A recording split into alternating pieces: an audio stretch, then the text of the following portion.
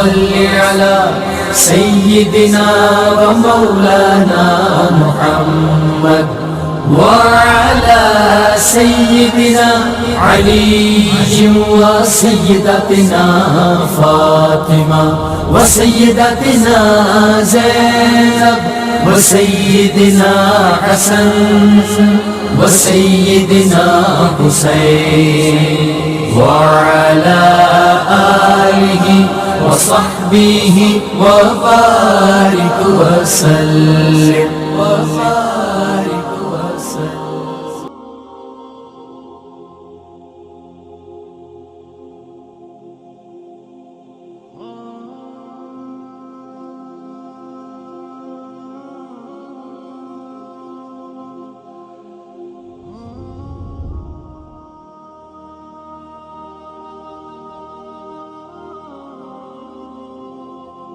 فضائل سورہ واقعہ.